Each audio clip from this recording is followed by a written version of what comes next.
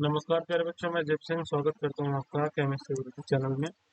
और ये हमारे पास में लेक्चर 7 है। और लेक्चर जो चैप्टर जो हमारे पास में है, चैप्टर का हमारे पास में नाम है amino acid, peptide, proteins and nucleic acid.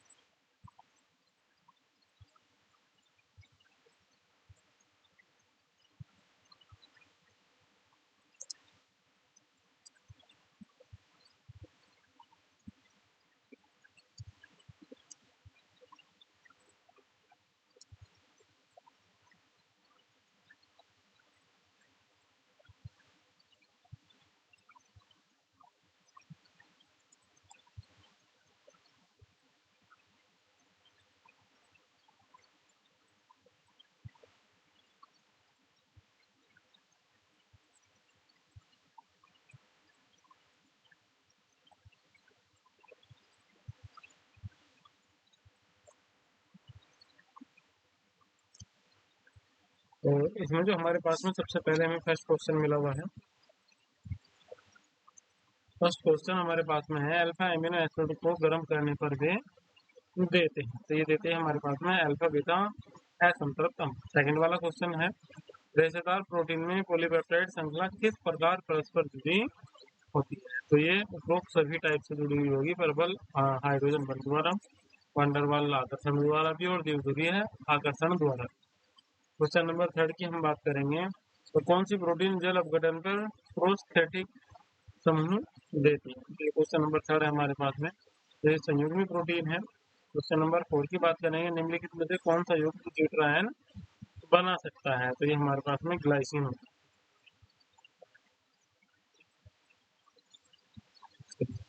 Question number 5 की बात करेंगे, पॉलीपेप्टाइड की विशिष्ट साइट के वितरण में से एक विशिष्ट एंजाइम ट्रिप्सिन प्रयुक्त होता है, वह हमारे पास में है, वह हमारे पास में आर्जिनिन एवं लाइसिन के कार्बोक्सिलिक किनारे पर वितरण में एक न्यूक्लियोटाइड जल अपघटन पर देता है। तो जल अपघटन पर एक एल्डो पेंटोस वे हेट्रोसाइक्लिक बेस वे हेट्रोसाइक्लिक बेस बनाता है। क्वेश्चन नंबर 7 में देखिए, लाइसिन के समविभव बिंदु की गणना कीजिए। दिया है अल्फा NH2 का पीके 8.95, पार्श्व श्रृंखला के NH2 के लिए पीके 10.53 तथा अल्फा COOH का पीके 2.8। ये हमारे पास में क्वेश्चन नंबर 7 है। तो इसका होता है हमारे पास में कितना 9.7।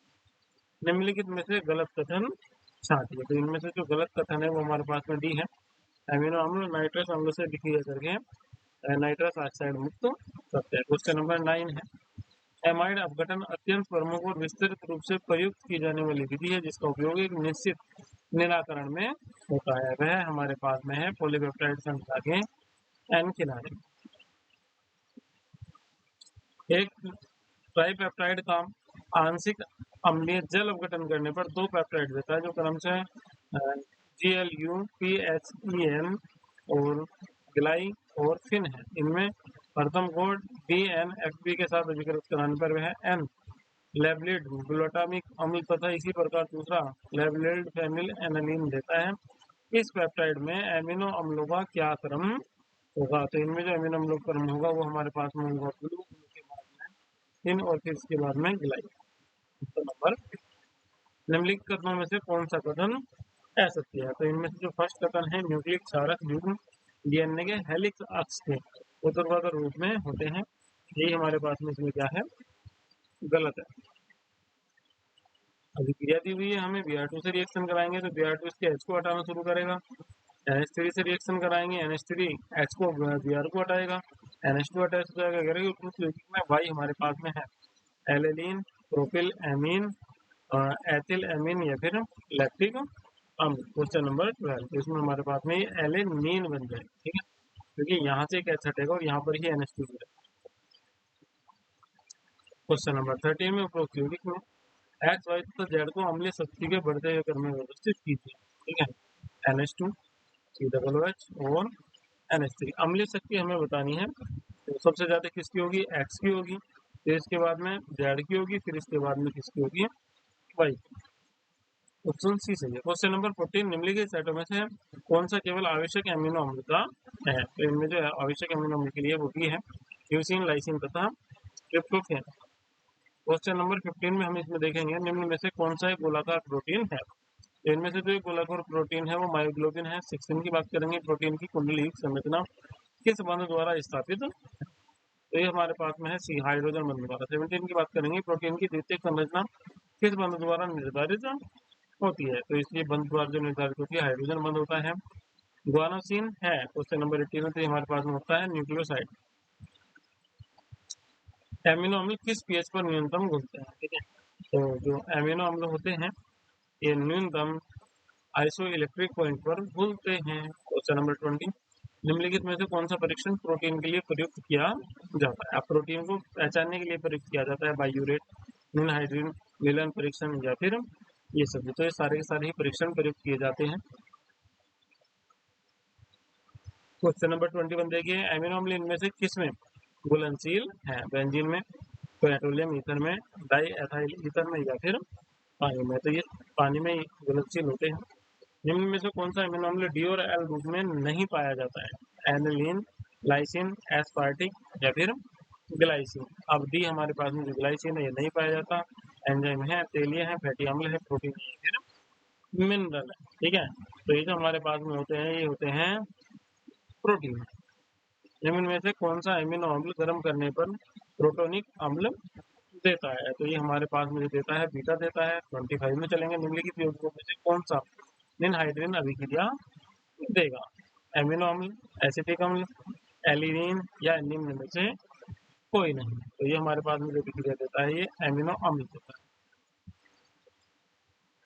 चलिए 26 की हम बात करेंगे इसमें, तो 26 क्वेश्चन हमारे पास में है, अल्फा एमिनो अम्ल को गर्म करने पर क्या प्राप्त होता है, तो अल्फा एमिनो अम्ल को गर्म करने पर एक चक्रीय अमाइड बनता है। निम्नलिखित अभिक्रिया में क्या उत्पाद होगा, अगर हम इसे गर्म करेंगे, हीट करेंगे, तो इसमें हमारे पास में क्या उत्पाद बन जाएगा, तो इसमें हमारे पास में एक चक्रीय यौगिक लैक्टम बन जाएगा, वो एच और एच निकल जाएंगे, लैक्टम बन जाएगा। नीचे दी गई अभिक्रिया में एक्स और वाई को पहचानिए, तो ये जो हमारे पास में ये अभिक्रिया दी हुई है क्वेश्चन नंबर 8 में, इसमें एक्स और वाई हमारे पास में CH और COOH और C2NC है। एमिनो अम्ल का निर्माण किया जाता है, ठीक है, तो एमिनो अम्ल का निर्माण किया जाता है ग्रेविलिन थैलेमाइड संश्लेषण से भी और स्टिकर संश्लेषण से भी, इसका मतलब सी सही है हमारे पास में, ये और भी दो। निम्न में से कौन प्रोटीन नहीं है, ऊन, नाखून, डीएनए, बाल, डीएनए नहीं। 31 में चलेंगे, किस एमिनो अम्ल में असमित कार्बन परमाणु नहीं है, तो ग्लाइसिन में नहीं है।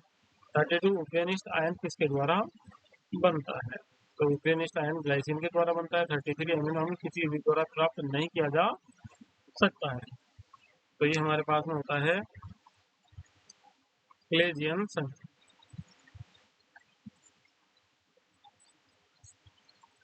34 की हम बात करेंगे, गर्म करने पर कौन सा एमिनो अम्ल लैक्टम देगा, तो गर्म करने पर ये सी एमिनो अम्ल देगा। 35 की हम बात करेंगे, इसमें प्राकृतिक रूप में प्रोटीन बनाने वाले एमिनो अम्ल की संख्या होती है, तो कितनी होती है, ये हमारे पास में होती है 30। 36 की बात करेंगे, एमिनो अम्लों की न्यूनतम घुलनशीलता होती है, कितनी होती है, pH = 7। प्रोटीन की सर्वोत्तम व्याख्या इस रूप में की जाती है, किस रूप में की जाती है, पॉलीएमाइड के रूप में। प्रोटीन का प्रयोग किया जा सकता है, तो प्रोटीन का प्रयोग इन सभी रूप में किया जा सकता है। निम्न में से कौन कोशिका के आनुवांशिक लक्षण के लिए उत्तरदायी है, ठीक है, आनुवांशिक लक्षण के लिए उत्तरदायी है, RNA, DNA कौन सा है, बताओ जल्दी से।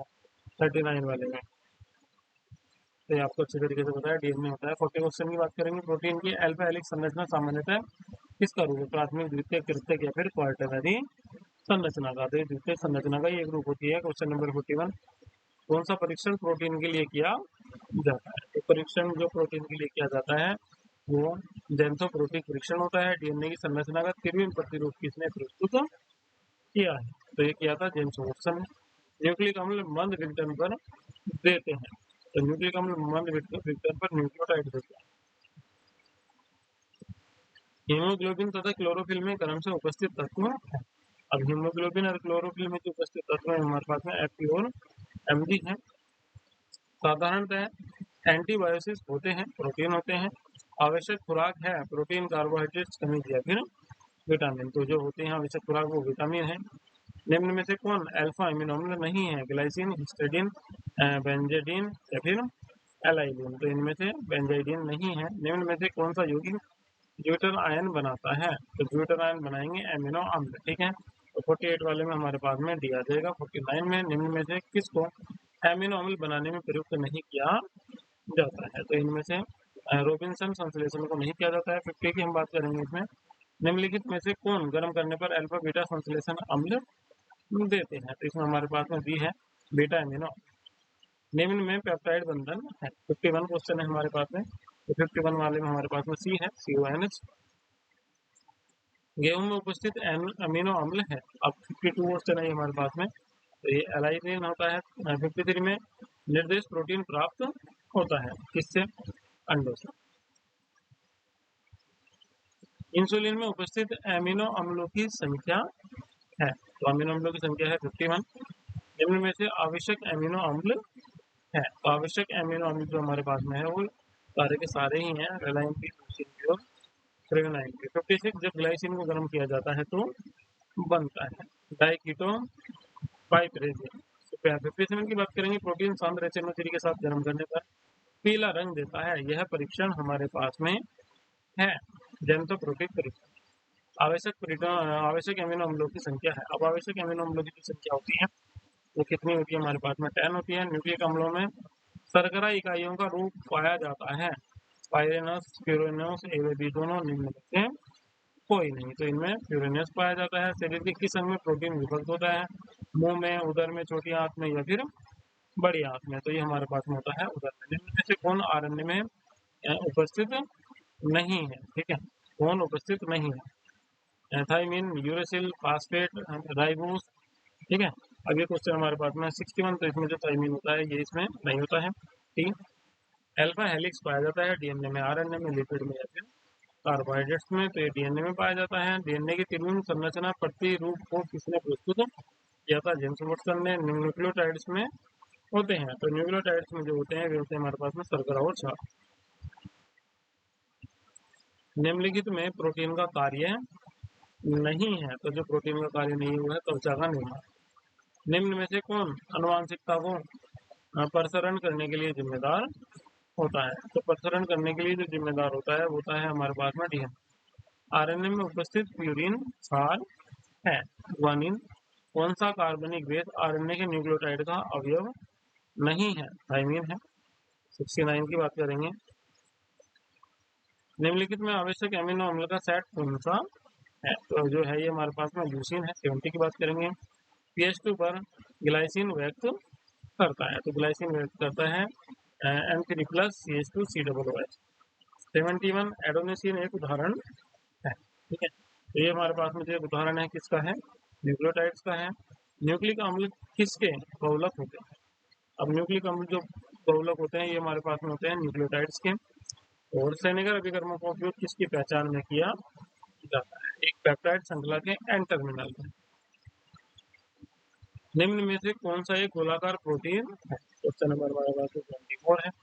मायोग्लोबिन है। प्रोटीन की कुंडलीकृत संरचना किस बंध द्वारा स्थापित होती है? Question number 75। तो हमारे पास में हाइड्रोजन बंध द्वारा होती है।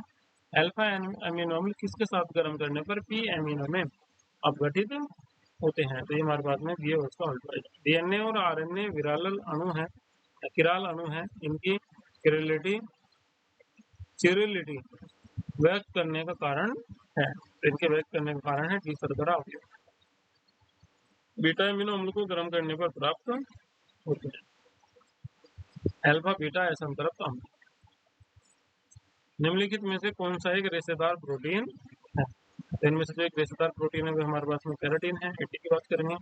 प्रोटीन के क्षारीय विलयन में जब तनु CH4 मिलाया जाता है तो बैंगनी रंग प्राप्त होता है। इस परीक्षण को कहा जाता है? तो इस परीक्षण को बायोरेट परीक्षण कहते हैं। चलिए चलते हैं अपने नेक्स्ट चैप्टर की ओर। नेक्स्ट चैप्टर हमारे पास में है फैट, ऑयल्स एंड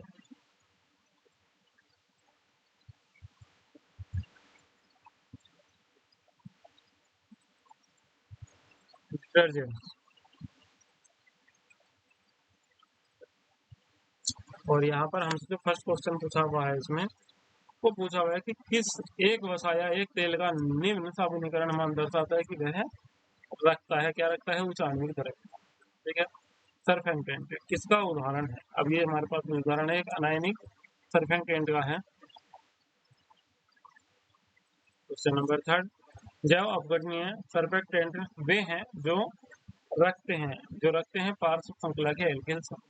एक तेल तथा वसा में असंतृप्त अधिक होने पर उसका आयोडीन मान कैसा होगा? तो उसका जो आयोडीन मान होगा वो उच्च हो जाएगा। फिफ्थ क्वेश्चन है, futile try methyl ammonium bromide है, एक लोकप्रिय है।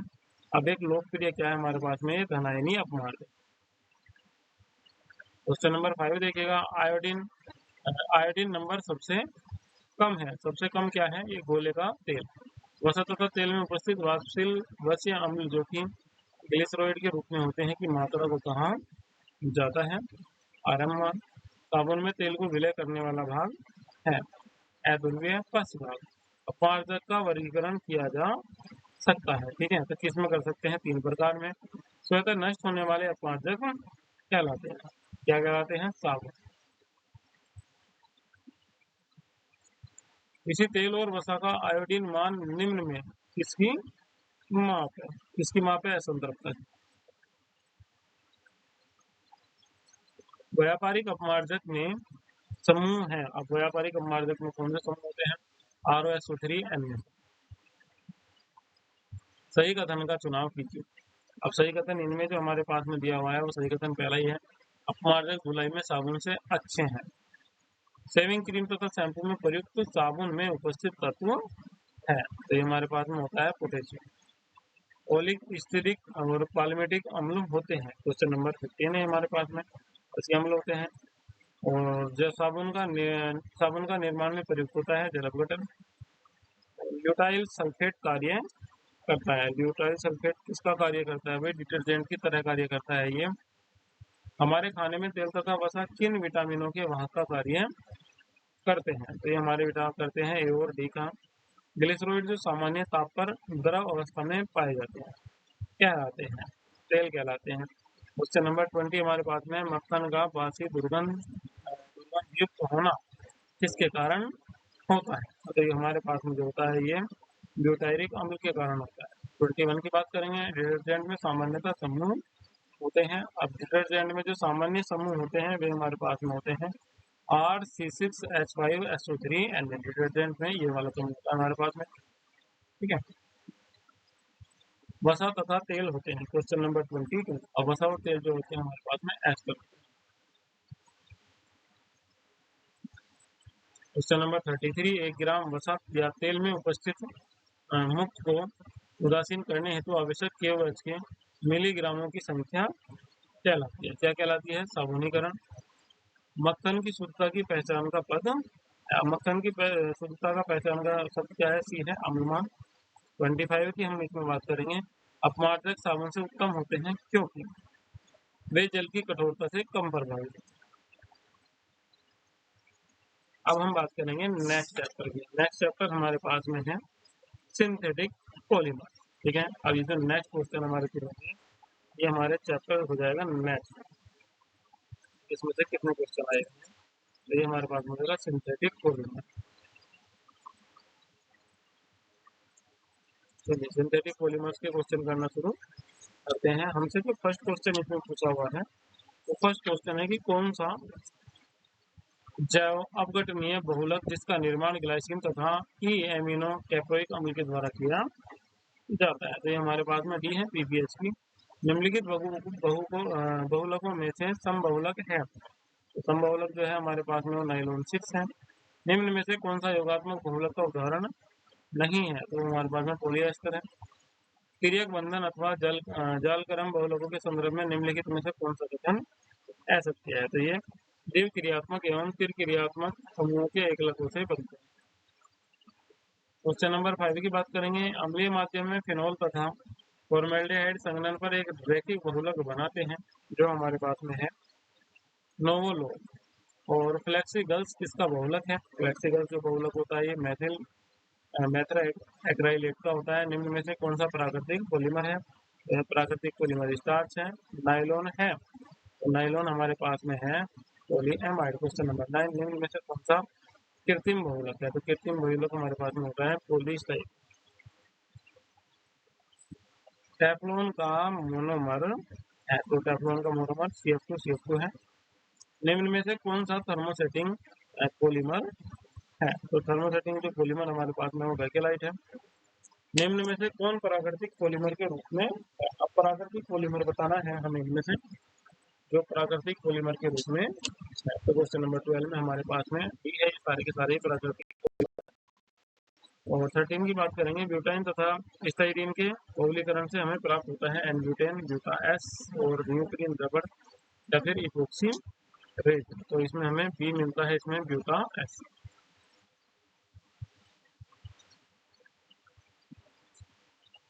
क्वेश्चन नंबर 14, प्रत्यास्थ बहुलक ये सभी है।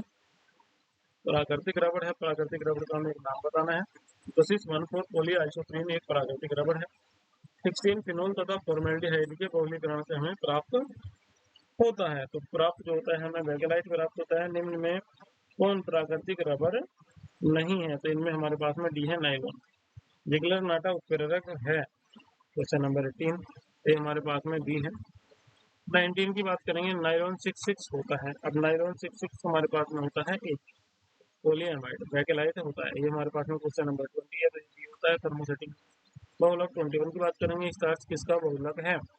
अब जो 21 में स्टार्च जो बहुलक होता है किसका होता है? ग्लूकोज का होता है। निम्नलिखित में से कौन सा बहुलक मुक्त समूह क्रियाविधि द्वारा बनता है? तो 20 वाले में, 22 वाले में सी है। किस बहुलक में n परमाणु है?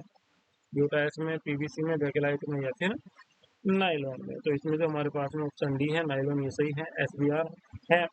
अब SBr क्या होता है? संश्लेषित रबड़ होता है। प्राकृतिक रबड़ है पॉलिएस्टर, पॉलीएमाइड, पॉलीआइसोप्रीन या फिर पॉलीसैकेराइड। तो पॉली आइसोप्रीन। क्वेश्चन नंबर 25 वाले में सी। पॉलीमर में, पॉलीमर बहुलक में होता है सुनिश्चित अनुभार, औसत अनुभार, निम्नानुभार, सुनिश्चित गलना। तो 26 वाले में भी आएगा, औसत अनुभार होता है। टेफ्लॉन किस मोनोमर का बहुलक है? तो CF2 का होगा। निम्नलिखित में से कौन सा थर्मोसेटिंग बहुलक होता है? तो थर्मोसेटिंग बहुलक हमारे पास में होता है बेकेलाइट। सल्फर के साथ रबड़ को गर्म करना क्या कहलाता है? तो गर्म करना कहलाता है हमारे पास में वैल्केनीकरण। क्वेश्चन नंबर 30 के बाद हमारे पास में है, तो पॉलीसैकेराइड कहलाता है। ब्यूटाडाइन के बहुलीकरण से हमें प्राप्त होता है, कौन प्राप्त होता है? Buta are. नाइलॉन 66 को बनाने में प्रयुक्त होने वाले मोनोमर होते हैं, तो ये हमारे पास में होते हैं ए एसिटिक अम्ल प्लस हेक्सामेथिलीन डाइएमीन। 33 की हम बात करेंगे, जिगलर नाटा उत्प्रेरक का उपयोग किसके निर्माण में होता है? तो 33 में हमारे पास में बी ऑप्शन है, उच्च घनत्व पॉलीथीन। निम्न में से कौन सा श्रृंखला वृद्धि बहुलक है? 34। तो श्रृंखला वृद्धि जो बहुलक हमारे पास में होगा वो हमारे पास में होगा सी, पॉलीस्टाइरीन बहुलक का मोनोमर है। ठीक है, तो हमारे पास में क्या है? आइसोप्रोटीन है, 2 मेथिल प्रोटीन। ठीक है, तो हमारे पास में 35 वाले में कितना आ जाएगा? बी आ जाएगा। 36 की बात करेंगे, एथिलीन ग्लाइकोल के यौगिक के रूप में धातु तथा ऑक्साइड की उपस्थिति में गर्म करने को प्राप्त होता है वह यौगिक हमारे पास में डाइमेथिल थर्लेट। और पॉली एक्रिलोनाइट्राइल का व्यापारिक नाम है। क्वेश्चन नंबर 37, तो 37 वाले हमारे पास में भी आ जाएगा। और लोन 38 की बात करेंगे, निम्नलिखित मोनोमर इकाई को प्रयुक्त निम्न में से किस बहुलक का निर्माण किया जाता है? तो ये हमारे पास में किया जाता है किसका? नाइलॉन 6 का। निम्न में से कौन सा रेखीय बहुलक है? तो रेखीय बहुलक हमारे पास में सी है, निम्न घनत्व पॉलीथीन। निम्न दिए गए बहुलक ए नाइलॉन, बी ब्यूटा एस तथा सी पॉलीथीन, इनको बढ़ते हुए अंतराण्विक बलों के क्रम में व्यवस्थित कीजिए। ठीक है, तो व्यवस्थित करेंगे तो हमारे पास में जो सी क्रम है वो बिल्कुल सही आएगा। 41 वाले में है ए। अब ये क्या है? हमारे पास में एक समबहुलक है। 42 प्राकृतिक रबड़ का मोनोमर है, तो प्राकृतिक रबड़ का मोनोमर क्या है? आइसोप्रीन है। और 43 की हम बात करेंगे, 43 वाले में हमारे पास में है बी, और ये हमारे पास में रूपांतरण क्या कहलाया जाएगा? वर्गीकरण। चलिए अब हम चलते हैं अपने नेक्स्ट चैप्टर पे। और नेक्स्ट चैप्टर जो हमारे पास में है तो चैप्टर नंबर 9, ये हमारे पास में है सिंथेटिक डाइस।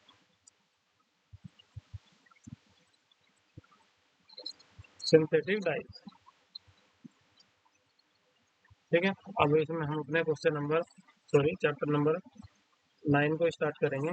और ये हमारे पास में जो टोटल चैप्टर हमारे पास में 10 है। ये दोनों बाद के दोनों ही छोटे छोटे हैं हमारे चैप्टर। चलिए चैप्टर को शुरू कर लेते हैं। निम्न में से कौन सा रंजक सिर्फ अभिकर्मक के रूप में प्रयुक्त होता है? तो ये रोजोलेनिन होता है। निम्न में से कौन सा वेट रंजक है? तो इनमें से हमें बताना है कौन सा है। इंडिगो है।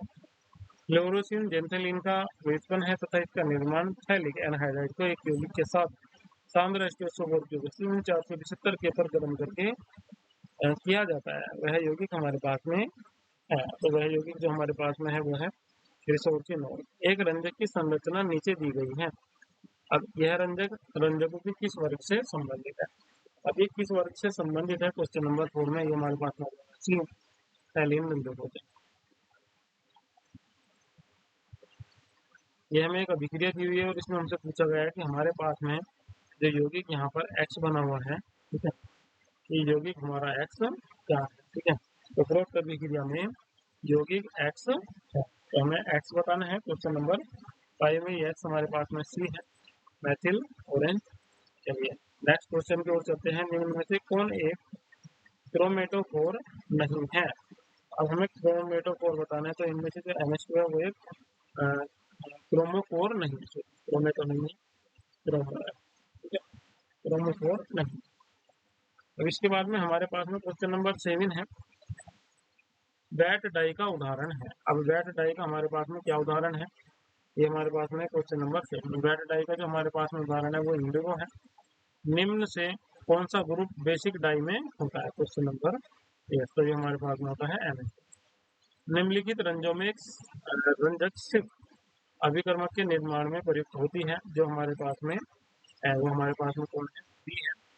और वो हमारे पास में होता है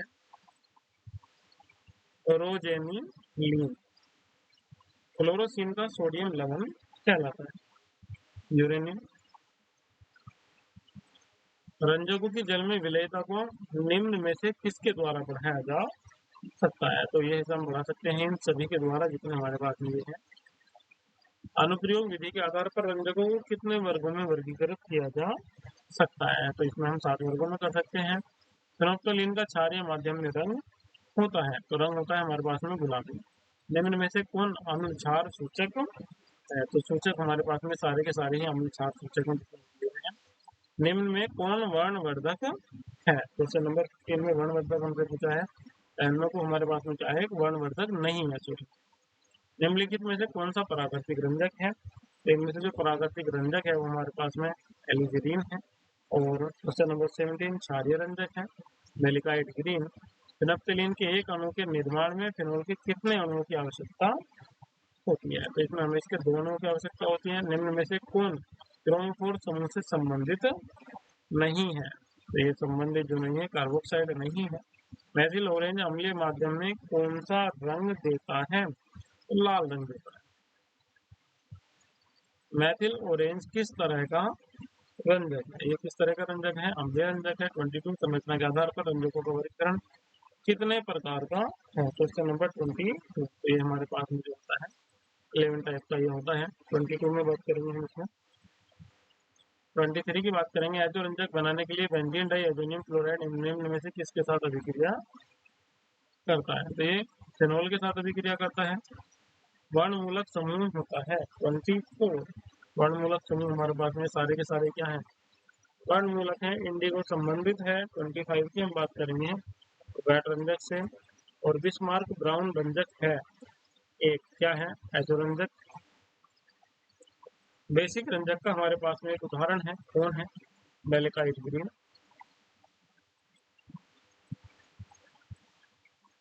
उसके बाद में हमारे पास में नेक्स्ट चैप्टर है जो हमारा चैप्टर नंबर 10 है। और ये है हमारे पास में ऑर्गेनिक सिंथेसिस बाय इनोलेट।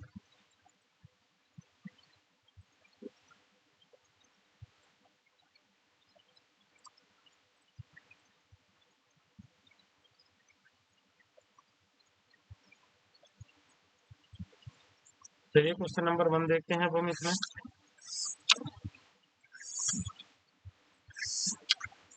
तो क्वेश्चन नंबर 1 में हमारे पास में एक रिएक्शन दी हुई है और हमसे y की वैल्यू पूछ ली गई है कि y हमारे पास में क्या है। तो y का जो स्ट्रक्चर है वो हमारे पास में ये होगा, ठीक है। तो नेक्स्ट क्वेश्चन में चलेंगे। नेक्स्ट क्वेश्चन हमारे पास में है 2 में, एथिल एसीटेट के दो अणुओं के मध्य स्व संघनन अभिक्रिया सोडियम एथोक्साइड बेस की उपस्थिति में कराने पर ethyl aceto acetate beta keto ester बनाता है। वह संघनन उदाहरण हमारे पास में तो हमारे पास में क्लेजमैन संघनन होता है। वशीकरण अभिक्रिया के लिए निम्न में से कौन सा अल्कोहल अधिकतम सक्रिय होगा। तो जो प्राथमिक अल्कोहल होगा सबसे अधिक सक्रिय होगा। फिर एक रिएक्शन हमें दी हुई है, इसमें हमसे क्या पूछ लिया गया है कि जेड, बताओ जेड हमारे पास में क्या है। तो जेड हमारे पास में इस वाले टाइप का स्ट्रक्चर इसका हो जाएगा। अभिक्रिया फिर अभिक्रिया दी हुई है, हमसे क्या पूछ लिया गया है एक्स की वैल्यू। तो एक्स क्या है हमारे पास में, तो यहाँ पर जो एक्स हमारे पास में है वो हमारे पास में क्या है बी। सॉरी, अभिक्रिया का टाइप पूछा हुआ है, तो इस अभिक्रिया का टाइप ये हमारा क्या है नोवेंजल अभिक्रिया। अभिक्रिया में यौगिक वाई है क्वेश्चन नंबर 6, तो यौगिक वाई हमारे पास में है एसिटिक एसिड। 7 में फिर हमसे पूछ लिया गया है, ठीक है, कि जो यौगिक हमारे पास में वाई है वो वाई हमारे पास में क्या है। तो जो वाई हमारे पास में है वो यौगिक सी। क्वेश्चन नंबर 8, ये अभिक्रिया है हमारे पास में उपरोक्त अभिक्रिया में मुख्य उत्पाद वाई है। तो वाई क्या है हमारे पास में एथिल मेथिल एसिटिक अम्ल है। क्वेश्चन नंबर 9 में है अभिक्रिया और मुख्य उत्पाद, अभिक्रिया में मुख्य उत्पाद एक्स है। क्वेश्चन नंबर ये हमारे पास में क्या है 9, इनमें हमारा ए सही है। अभिक्रिया में उपरोक्त अभिक्रिया में यौगिक वाई का नाम है। अब वाई का नाम क्या है क्वेश्चन नंबर 10 में, ये नाम हमारे पास में इसका बारबीटोन। एथिल एसीटेट से एसिडो एसिटिक एस्टर के निर्माण में प्रयुक्त अभिक्रिया है। तो प्रयुक्त अभिक्रिया क्लेजमैन अभिक्रिया होती है। इसमें एथाइल एसिडो एसीटेट यूरिया के साथ क्रिया करके बनाता है मिथाइल यूरेसिल। SCHO और मेलोनिक एस्टर के मध्य संघनन करने पर हमें प्राप्त होता है एक्रोलिक अम्ल। और अभिक्रियाशील मेथिलीन समूह किसमें उपस्थित है। तो ये जो उपस्थित होता है ये मेलोनिक एस्टर में होता है। निम्नलिखित अभिक्रियाओं में से किस अभिक्रिया से बने उत्पाद में अभिक्रियाशील मेथिलीन समूह उपस्थित होगा। क्वेश्चन नंबर 15, तो हमारे पास में होता है क्लेजमैन संघनन। एथिल एसिटो एसीटेट का क्वथनांक है क्वेश्चन नंबर 16, तो इसमें हमारे पास इसलिए होगा 17। एसिटो एसिटिक एस्टर के विद्युत अपघटनीय अपचयन से हमें प्राप्त होता है, कौन प्राप्त होता है एन-ब्यूटेन। 18 में हमारे पास में ए और बी हमसे पूछे गए हैं, क्वेश्चन नंबर 18 है हमारे पास में, तो ये हमारे पास में ए होंगे। क्लेजमैन संग्रह में क्रियाकारी न्यूक्लियोफाइल होता है, तो न्यूक्लियोफाइल जो होता है वो हमारे पास में होता है कार्बोनियम। चलिए क्वेश्चन नंबर 20 की बात करेंगे। एथिल एसिटो एसीटेट तथा डाइज़ोमीथेन की अभिक्रिया से हमें प्राप्त होता है, कौन प्राप्त होता है एथिल और प्रोटोनेट।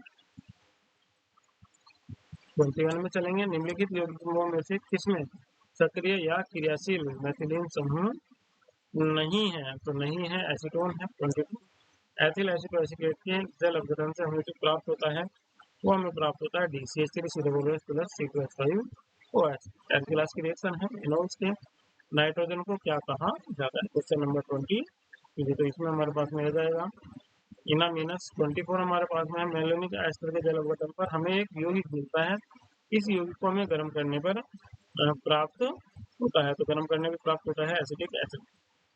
प्रयोग द्वारा किसने स्थापित किया था कि एसिटो एसिटिक एस्टर थियो तथा इनोलोलीन रूपों में होते हैं। तो इसे इनमें से कोई भी नहीं है जितने वैज्ञानिकों के नाम दे रखे हैं।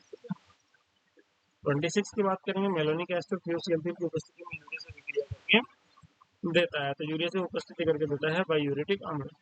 सक्रिय मेथिलीन यौगिक पाइपिरिडीन की उपस्थिति में एल्डिहाइड से क्रिया करके अल्फा बीटा असंतृप्त अम्ल देता है। ये अभिक्रिया हमारी कहलाती है। तो ये जो अभिक्रिया हमारी कहलाती है ये कहलाती है नोवेंजल अभिक्रिया। Ethyl एसिटो acetate ester phenyl hydrogen से विक्रिया पर एक उत्पाद देता है जो जल अपघटन पर देता है। ये हमारे पास में क्वेश्चन नंबर 28, तो इसमें सी आएगा हमारे पास में एंटीपाइरिन। 29 की बात करेंगे। एथिल एसिटो एसीटेट एस्टर का इनोल रूप यूरिया के साथ गर्म करने पर देता है, तो जो गर्म करने पर वो हमारा देता है क्या 4 मेथिल यूरेसिल। 30 की बात करेंगे। इस अभिक्रिया में हमसे यौगिक क्या पूछा हुआ है कि यौगिक बी हमारे पास में है, तो यौगिक बी हमारे पास में एडिपिक अम्ल है। 31 हमारे पास में क्वेश्चन है। 31 में हमसे पूछा गया है कि औषधि प्रयुक्त प्रतिस्थायी बारबीटू रेट को कहा जाता है। तो इसे हम जो कहते हैं वो कहते हैं हेप्टोनोटिक्स। अभिक्रिया में हमसे ए पूछ लिया गया है, यौगिक ए हमारे पास में क्या है, यौगिक ए हमारे पास में बी है। ठीक है, इसके बाद में हमारे पास में और कोई क्वेश्चन इसमें नहीं। ये मैक्सिमम क्वेश्चन हमारे हो चुके हैं। इसके वीडियो को लाइक कीजिएगा, चैनल को सब्सक्राइब कीजिएगा और अधिक से अधिक शेयर भी कीजिएगा। वीडियो में बने रहने के लिए आपका बहुत बहुत धन्यवाद।